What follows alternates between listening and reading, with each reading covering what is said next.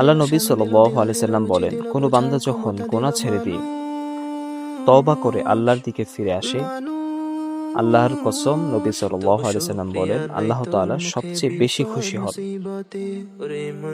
আল্লাহ তাআলা সবচেয়ে বেশি খুশি হয় কখন? বান্দা আল্লাহর দিকে ফিরে আসে যখন। বান্দা যখন আল্লাহর দিকে ফিরে আসে, আল্লাহ তাআলা ভীষণ খুশি হয়। গুনাহ আর নাফরমানের জিন্দেগি ছেড়ে দিয়ে আল্লাহর দিকে যখন ফিরে আসে, আল্লাহ তাআলা তখন ৭ আসমান সাজিয়ে দেয়। ফেরেশতাদেরকে বলে, আসমান সাজিয়ে দাও, জান্নাত সাজিয়ে দাও। ফেরেশতারা তখন ৭ আসমান জান্নাত সাজিয়ে জিজ্ঞেস করে, মাওলা, আসমান কেন সাজাইলেন, জান্নাত কেন সাজাইলেন? তো আল্লাহ তাআলা বলেন, শোনো, আজ এক গোলাম যে তার মনিবকে ছেড়ে চলে গিয়েছিল, সে আজ ফিরে এসেছে।